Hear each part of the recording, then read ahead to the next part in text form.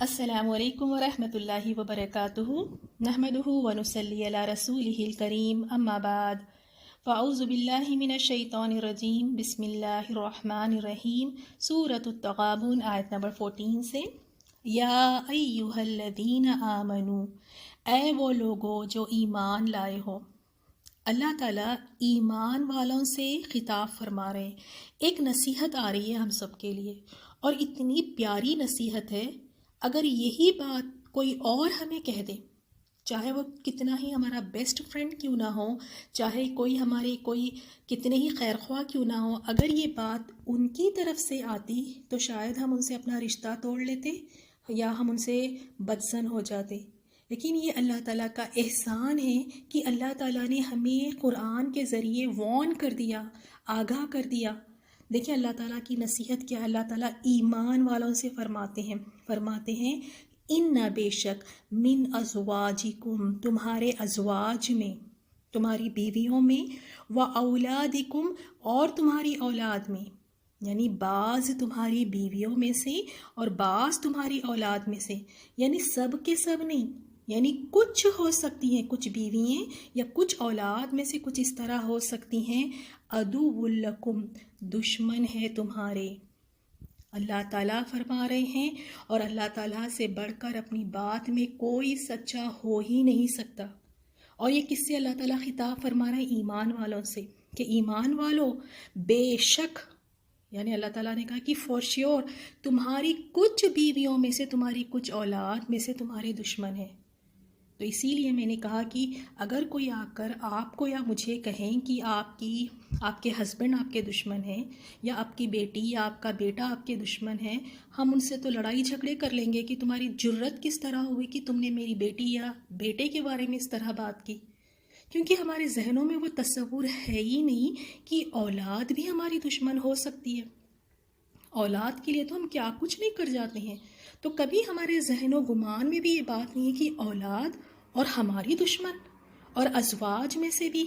تو اللہ تعالیٰ نے فرما دیا، اور وہ کس طرح دشمن ہوتے ہیں، یعنی ان کی دشمنی یہ نہیں ہوتی کہ وہ آپ سے لڑائی جھگڑے کر رہے ہیں یا آپ کے لیے کچھ اور شر پہنچا رہے ہیں۔ ان کی دشمنی کیا ہوتی ہے؟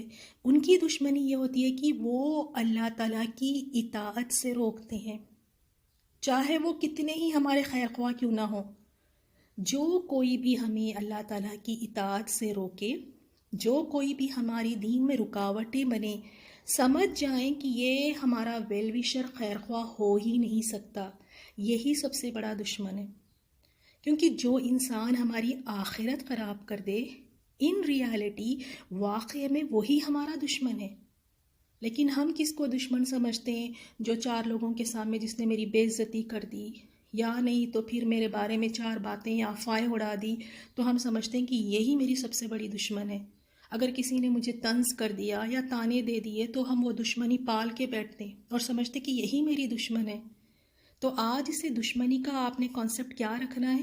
وہ جو آپ کی آخرت خراب کرے، وہ جو آپ کے دین میں رکاوٹ بنے، یہ ہے اصل دشمن۔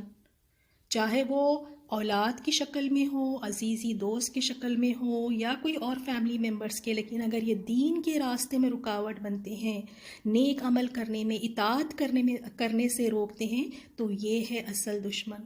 اور سب اس طرح نہیں ہوتے۔ اگر دیکھیں تو ابراہیم علیہ السلام کتنے پیارے بیٹے تھے، انہوں نے تو اپنے باپ کو حق پہنچانے کی پوری کوشش کی۔ اسی طرح اسماعیل علیہ السلام کتنے فرما بردار بیٹے کہ باپ کی بات پہ باپ کے ساتھ چل پڑے، خوشی خوشی قربان ہونے کے لیے بھی۔ اور اسی طرح بیویوں میں سے دیکھیں آسیہ، بیوی آسیہ، کس قدر ان کا خاوند ظلم ڈھانے والا تھا، کفر کرنے والا تھا، لیکن وہ دعوت دیتی رہی۔ یعنی نیک بیویاں بھی ہے، جیسے خدیجہ رضی اللہ تعالیٰ عنہ، جیسے عائشہ رضی اللہ تعالیٰ عنہ۔ تو یعنی سب کے سب نہیں ہوتی، تو کچھ ان میں سے ہوتی ہیں۔ پھر اللہ تعالیٰ نے کیا فرمایا؟ فَاحْذَرُوهُمْ، لہٰذا تم بچو ان سے، ہوشیار رہنا، چوکنے رہنا، ان کی محبت میں آ کے اپنی آخرت کو خراب نہیں کر لینا۔ بی کیئرفل، محتاط رہنا، یہ نہیں کہ بس کچھ پتہ ہی نہیں چل رہا ہے، جہاں بچے چلا رہے ان کے پیچھے چلے جا رہے ہیں، جس طرح شوہر کہہ رہا ہے اس کے پیچھے بس چلتے جا رہے ہیں۔ اگر شوہر ہے تو بیوی کے لیے کہ جس طرح بیوی کہہ رہی ہے بس شوہر اس طرح کرتے جا رہا ہے، نہیں، آنکھیں کھلی رکھنی ہیں۔ یہ اللہ تعالیٰ کا حکم ہے ایمان والوں کے لیے، فاحذروہم، تم لہٰذا بچو ان سے، احتیاط کرو۔ اب یہ ہوتا ہے کہ انسان کے ذہن میں یہ بات آتی ہے کہ بھئی یہ تو ہمیں دین کے راستے میں روکتے ہیں، نہ تو ہمیں یہ دین کے کاموں میں آگے بڑھنے دیتے ہیں، یہ تو ہمارے لیے رکاوٹیں بن رہے۔ تو انسان کے ذہن میں یہ بات آتی ہے کہ چھوڑو بھائی، پھر کیا ان کے ساتھ اچھائی کرنا، چھوڑو، سب رشتے توڑو ان کے ساتھ اور اپنے اللہ اللہ کرو اور اپنی آخرت بناؤ۔ ذہن میں یہی بات آئے گی نا کہ اگر یہ ہمارے واقعی دشمن ہیں، ہماری اگر آخرت ان سے خراب ہو رہی ہے تو کیوں ان کے ساتھ میل جول رکھنا ہے، چھوڑیں ان کو، یہ جو مرضی کریں، میں اپنے اللہ اللہ کروں اور اپنی زندگی اور اپنی آخرت بناؤں۔ لیکن اللہ تعالیٰ نے یہاں بھی ہماری رہنمائی کی ہے کہ فرمایا کہ نہیں، اب کیا کرنا ہے، اگر وہ تمہیں پتہ چل جائے کہ وہ تمہارے دین کے راستے میں رکاوٹیں لاتے ہیں، تمہارے دین کے راستے میں مشکلات کھڑا کرتے ہیں، تمہیں اطاعت کرنے میں ان کی وجہ سے مشکل ہوتی ہے، تو اللہ تعالیٰ نے کیا فرمایا، وَإِن تَعْفُوا، اور اگر تم معاف کرو، یعنی اب ان کو جانے دو، اب ان کو چھوڑ دو، یعنی معاف کر دو، کوئی ان کو سزا نہ دو۔ اور دوسری چیز وَتَصْفَحُوا، اور درگزر کرو، یعنی صفا ہی پلٹ دو، یعنی اس طرح جانے دو کہ پھر دوبارہ اس کا ذکر ہی نہ نکلے، یعنی وہ بات کو بھول ہی جاؤ کہ کبھی انہوں نے روکا تھا، یا بار بار وہ ذکر کرنا، ان کو بار بار اس بات کا ریئلائز کروانا نہیں، وہ بات کو نہ بھول ہی جاؤ۔ اور تیسری چیز اللہ تعالیٰ نے فرمایا وَتَغْفِرُوا، اور بخش دو، معاف کر دو، یعنی ان کی غلطیوں پر جو یہ رکاوٹیں بن رہے ہیں دین کے معاملے میں، ڈھانپ دو۔ اب ہر کسی کے سامنے چرچا کرتے نہیں پھرو کہ میرے شوہر تو مجھے یہ نہیں کرنے دیتے، میری اولاد کی وجہ سے میری یہ چیزیں ہو رہی ہے، نہیں، ان کی ان چیزوں پر پردہ ڈالو۔ دیکھیں کتنی خوبصورتی سے اللہ تعالیٰ نے ہماری رہنمائی فرمائی ہے کہ اگر ہمارے خاندان والے، اگر بیوی بچے دین کے معاملے میں رکاوٹ بنتے ہیں، اطاعت نہیں کرنے دیتے، تو کیا کرنا ہے، ان کو معاف کر دو، ان کے ساتھ کوئی برا سلوک نہیں کرنا، چھوڑ دو، ان کو اگنور کرو اور بھول ہی جاؤ۔ اب وہ بات لے کر بیٹھ ہی مت جانا کہ ہاں یہ تو ہمیں کرنے ہی نہیں دیتے، نہ حجاب لینے دیتے ہیں، نہ کورس سیکھنے دیتے ہیں، نہ صدقہ خیرات کرنے دیتے ہیں، نہیں۔ اور پھر ڈھانپو، ہر کسی کے سامنے بولتے مت پھرو کہ میرا شوہر اس طرح ہے، میرے بچے اس طرح ہے، وہ مجھے دین کے کام کرنے نہیں دیتے، نہیں، وَتَغْفِرُوا، معاف کر دو، بخش دو، ڈھانپ دو ان کی ان باتوں کو۔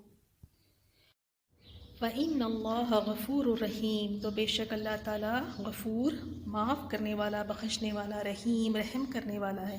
تو اللہ تعالیٰ بھی تو تمہارے گناہوں پہ پردہ ڈالے ہوئے ہے، تمہارے گناہوں کو چھپا کے رکھا ہے، اللہ تعالیٰ نے بھی تو تمہیں درگزر کیا ہے، معاف کیا ہے، تو بے شک تم اللہ تعالیٰ کو پاؤ گے غفور الرحیم۔ تو اس آیت کا ہم دیکھ لیتے ہیں شان نزول کی، یہ آیت اللہ تعالیٰ نے کیوں نازل فرمائی۔ مکہ میں مسلمان ہونے والے بعض مسلمانوں نے مکہ چھوڑ کر مدینہ آنے کا ارادہ کیا، کیونکہ ہم سب جانتے ہیں کہ اس وقت ہجرت کا ان کو حکم دیا گیا تھا، نہایت تاکید کے ساتھ یہ حکم دیا گیا تھا کہ ہجرت کر کے مدینے کی طرف جانا ہے۔ لیکن بعض مسلمان، ان کی بیوی اور بچے ان کے آڑے آ گئے اور انہوں نے ہجرت کرنے سے انہیں منع کر دیا، یعنی روک دیا۔ پھر بعد میں کچھ عرصے بعد جب یہ رسول صلی اللہ علیہ وسلم کے پاس گئے مدینہ، تو وہاں جا کر انہوں نے دیکھا جو مسلمان پہلے ہجرت کر کے آ گئے تھے، انہوں نے دیکھا کہ وہ تو یعنی دین میں سب سے زیادہ سمجھ حاصل کر لی ہے۔ تو یہ دیکھ کر تو نا انہیں بڑا غصہ آیا کہ ہم بھی اگر ان کی طرح پہلے ہی مدینہ آ جاتے ہجرت کر کے، تو آج بھی ہم دیکھیں کس طرح دین میں آگے بڑھ جاتے، کتنی زیادہ ہمیں بھی دین کی سمجھ آ جاتی۔ تو ان کو تو بڑا غصہ آیا کہ ہم اپنی بیوی بچوں کی باتوں میں آ کے ہم تو مکہ میں ہی رکے رہے، اور انہوں نے پھر یہ ارادہ کیا کہ اپنی بیوی بچوں کو سزا دیں گے، کیونکہ واقعی غصہ اس طرح شدید تھا کہ ان کی وجہ سے ہم ہجرت نہیں کر سکے، ان کی وجہ سے ہم دین میں پیچھے رہ گئے ہیں، اور جو پہلے چلے گئے ان کو تو اتنا زیادہ یعنی انہوں نے دین کی سمجھ حاصل کر لی، تو وہ بہت زیادہ شدید غصے میں تھے اور اپنی بیوی بچوں کو سزا دینا چاہتے تھے۔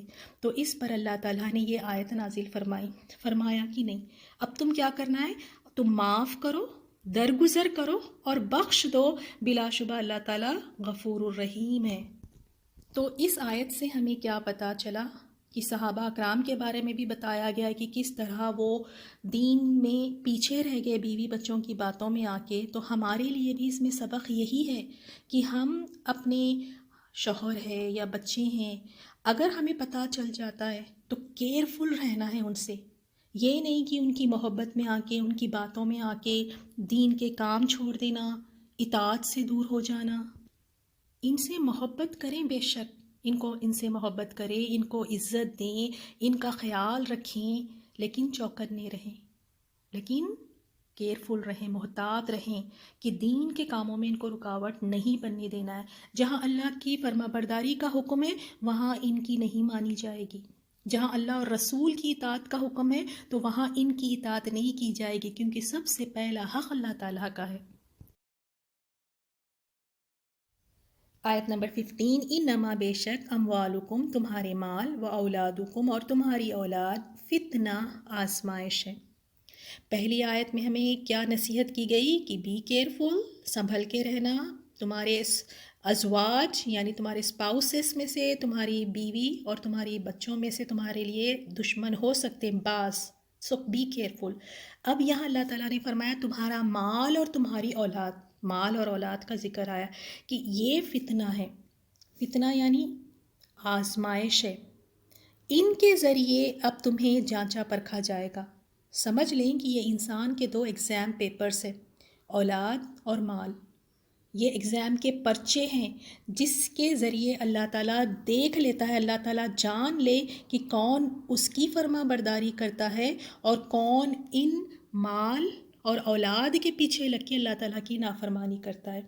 کیونکہ یہ دو چیزیں ہیں نا، اولاد اور مال، اسی کے پیچھے یہ دو چیزیں نا انسان کو حرام پر اکساتی ہے کہ اولاد کو خوش کرنا ہے تو بس اب کسی بھی طرح، نہ حلال کا خیال ہے نہ حرام کا.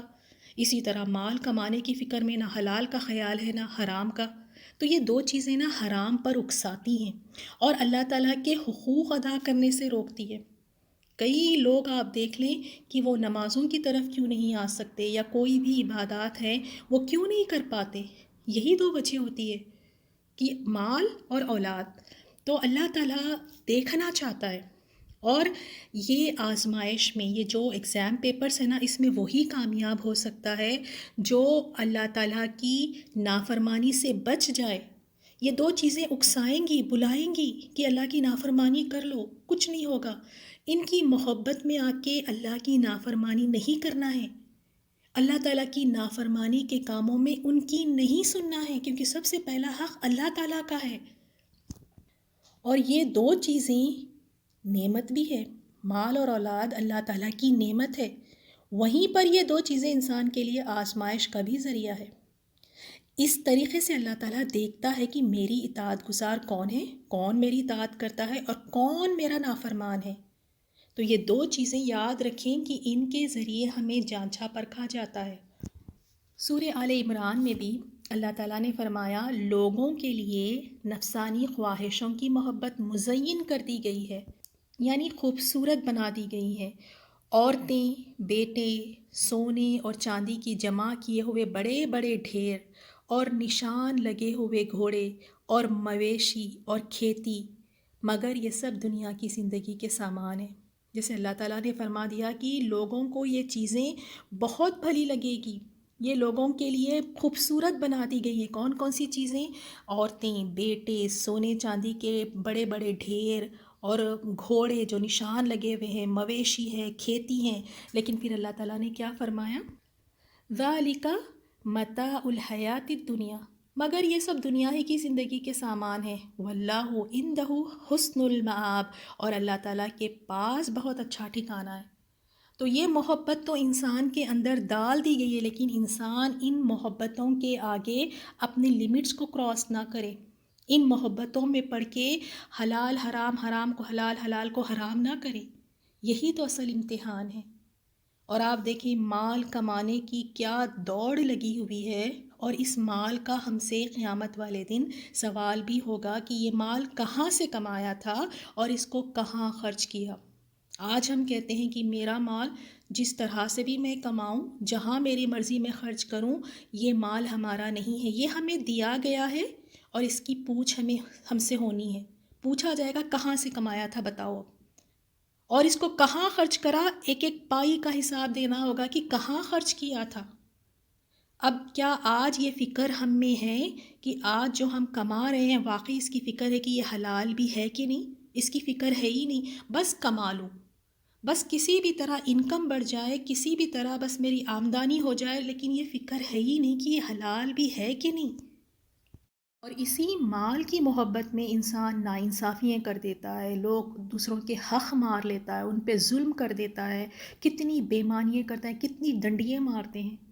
یہ مال حلال نہیں ہوگا. یہ مال کا سوال کیا جائے گا کہ صحیح طریقے سے کمایا بھی تھا کہ نہیں. یہ ہم سب کو دیکھنا ہے. ہمیں یہ بھی دیکھنا ہے کہ ہمارے شوہر جہاں کام کریں واقعی وہ عقل حلال ہے کہ نہیں، حلال کی کمائی ہے کہ نہیں، اس کا سوال ہونا ہے. اب آپ دیکھیں سبزیاں اور پھل کس طرح سے بیچی جاتی ہیں. اوپر تو اتنے اچھے اچھے بڑے بڑے پھل فریش والے رکھ دیتے ہیں، اور نیچے چھوٹے سائز والے یا دبے ہوئے یا اس طرح سڑے ہوئے پھل نیچے رکھ کے بیچ دیتے ہیں. اب انسان کو لگتا ہے کہ شاید سارے پھل اچھے اور جب گھر جا کے کھول کے دیکھتے ہیں تو آپ دیکھیں کہ نیچے والا جو لیئر ہوتا ہے وہ کس قدر چھوٹے سائز یا گلے سڑے ہوتے ہیں. تو یہ کیا حلال کمائی ہوئی؟ آفس میں جانے والے لوگ بھی ایمانداری سے کام نہیں کرتے. بے شک باس نہیں دیکھ رہا ہے، لیکن سب سے بڑا مالک اللہ تعالیٰ تو دیکھ رہا ہے نا ہماری ایمانداری. باس نہیں ہوتا تو جلدی آفس سے نکل جاتے ہیں اور آفس کو لیٹ جانا. اور اکثریت کو ہم دیکھتے ہیں آفس کا سامان گھر کے کاموں کے لیے استعمال کرتے ہیں. بچوں کی پرنٹ آؤٹ زیراکس کاپیز نکالنے کے لیے یا آفس کا سامان گھر لا رہے ہیں. یہ تو امانت میں خیانت ہے. یہ آفس کا سامان آفس کے لیے دیا گیا، ہمارے گھر کے لیے نہیں. اسی طرح جو لوگ ہاسپٹلس میں کام کر رہے ہیں دوائیں وہاں سے اٹھا کے لے کر آتے ہیں یا کوئی اور ضروریات کی چیزیں، یہ ہاسپٹل اور مریضوں کے لیے ہے، گھر والوں کے لیے نہیں ہے کہ جب مرضی جو چیز اٹھا کر لے کر آئے. بے شک کوئی نہیں دیکھ رہا ہے، لیکن اللہ تعالیٰ دیکھ رہا ہے. اللہ تعالیٰ دیکھ رہا ہے اور ہمیں سوال کا جواب بھی تو دینا ہے نا کہ کس طرح ہم نے کمایا ہے. تو واقعی ایمانداری کا خیال رکھنا ہے کہ جتنا ہو سکے کوشش کریں کہ کہیں بےمانی نہ ہو، بس تھوڑے سے فائدے کے لیے، بس تھوڑا سا مال بڑھ جائے اس قدر ڈنڈیے مارتے ہیں اور پھر سب یہیں چھوڑ کر چلے جانا ہے. کوئی خبر میں ساتھ آنے والا بھی نہیں ہے یہ سارا مال، تو اس کے لیے کیوں اپنا ایمان خراب کریں ہم. تو اسی لیے اللہ نے فرمایا کہ آزمائش ہے، یہ تو تمہارے ایگزام پیپرز ہے، اس کے ذریعے پتہ چل جائے گا کہ کس کا ایمان کتنا ہے. تو واقعی اللہ تعالیٰ ہمیں وہ توفیق عطا فرمائیں کہ ہم مال کو صحیح طریقے سے کمائیں اور صحیح جگہ بھی خرچ کریں. یہ نہیں کہ میرا پیسہ جہاں مرضی میں اڑاتی پھروں یا اسراف کرتی پھروں، نہیں. اور اسی طرح اولاد بھی، یہ بھی بہت بڑی آزمائش ہے، بہت بڑا ہمارا ایگزام کا پرچہ ہے. اللہ تعالیٰ ہم سب کو اس میں کامیاب کرے. اولاد اللہ تعالیٰ کی طرف سے امانت ہے اور امانتوں کا سوال ہوگا. تو ہم نے پوری کوشش کرنی ہے کہ ان بچوں کو، اولاد کو اپنی اچھی تربیت ہم کر سکیں. ہم صرف کوشش ہی کر سکتے ہیں. کسی اولاد کو نیک بنانا، راہ مستقیم پہ، صراط المستقیم پہ چلانا ہم نہیں کر سکتے. ہم بس کوشش کر سکتے ہیں. اور کوشش کس طرح کر سکتے ہیں کہ ان کو ایک اچھا ماحول دیں، خود ایک اچھے رول ماڈل بنیں، ان کی تربیت کریں. اور غلطی ہمارے سے یہ بھی ہو جاتی ہے، جو اصل عمر ہے تربیت کی، اس عمر میں ہم بچوں کو بٹھا دیتے ہیں کہ ابھی چھوٹے ہیں، ابھی چھوٹے ہیں. جب یہ پورے پختے بڑے ہو جاتے ہیں، لمبے پورے ہو جاتے ہیں، بالکل اپنی عادتوں میں، اپنی سوچ میں پختے ہو جاتے ہیں، تب ہم آگے بڑھتے ہیں اپنے بچوں کی تربیت کرنے کے لیے. تب ان کے پلے کچھ نہیں پڑتا، وہ تو بالکل اب اسٹرانگ ہو گئے، پختے ہو گئے، پکے ہو گئے اپنی چیزوں میں. اب کہاں ہم چینج لا سکیں گے؟ اصل تربیت کا ٹائم جب بچے چھوٹے ہیں اس وقت پہ ان کی تربیت کی جائے، اور اس وقت ہم کچھ سکھانا نہیں چاہتے. اور یہ بچے امانت ہے. یہ بچے جہاں ہمارے لیے ثواب صدقہ جاریہ ہے، اگر ہم نے ان کی صحیح تربیت نہیں کی تو ایسا نہ ہو کہ ہمارے لیے کہیں سیاح جاریہ نہ بچ جائے، کہ ان کی طرف سے ہمیں وہ گناہوں کا بھی ہم پہ بوجھ ڈالا جائے. لیکن کوشش کرے، اللہ تعالیٰ ہماری کوششوں کو دیکھ رہا ہے. بعض اوقات بچوں کو سمجھاتے ہیں، ان پوری کوشش کرتے ہیں، لیکن پھر بھی بچے صحیح راستے پہ نہیں آتے.